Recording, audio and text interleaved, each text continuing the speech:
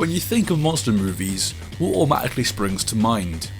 King Kong maybe, Frankenstein, hell even Creature from the Black Lagoon, maybe even giant mutant sheep? God Monster of Indian Flats is truly a bizarre one.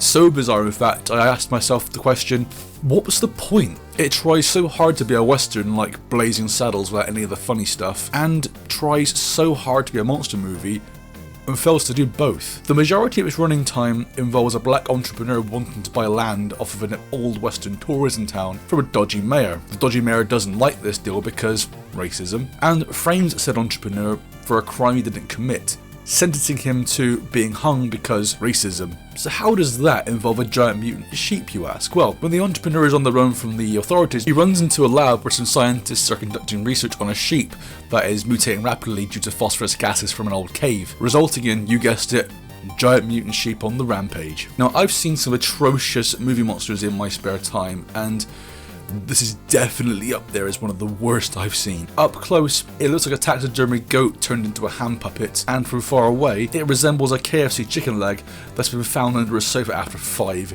years. It's also not scary at all, and it's utterly hilarious at times. One of the most infamous scenes being where it ruins a children's picnic by scoffing all the food. It's right there, how can you not see it? And this scene where, well here, I'll just let it play for you. I repeat, keep all children off the streets. All deputies will maintain 24-hour surveillance until we track this thing down.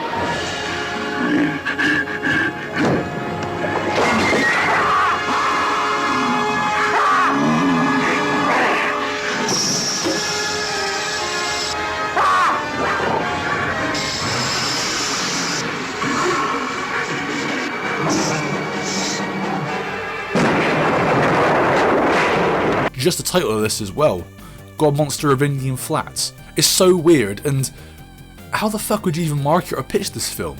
I imagine the director Frederick Hobbs bursting into a meeting full of film producers after an all-night bender full of beer and pounded sugar and going, Guys, I've got it. What if we take some scientists that conduct research on an animal that has been in contact with radiation, and then it goes on a rampage, then it gets captured and put on display as the 8th wonder of the world? That seems pretty interesting, a bit like King Kong and radiation. Could potentially get some graphic violence in there, maybe some tits, and make it really entertaining and fun. Tell me, Mr. Hobbs, what is this animal that will be in contact with this radiation?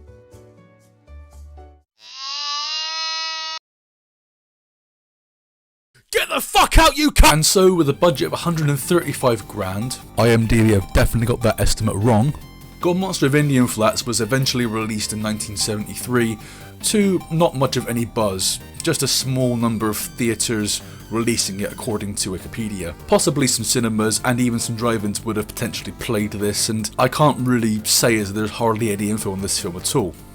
Through black magic of some sort, Something Weird Video released this back in 2001, making it somewhat of a cult film that was discovered by the connoisseurs of the so bad it's good, you know, the cool boys.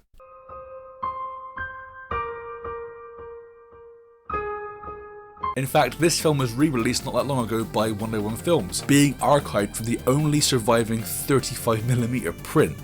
So Gumoif could have almost been a piece of lost media. Even though the sheepazoid, the acting, and just about everything in this film is awful, it does have its entertainment value, you know, just for how cheesy and schlocky it all is. But if it just focuses on one plot rather than the identity crisis that it has, it would be inevitably 10 times better. The only thing I recommend is you watch this film with the boys and have some beers. Okay, a lot of beers. You're definitely gonna need it.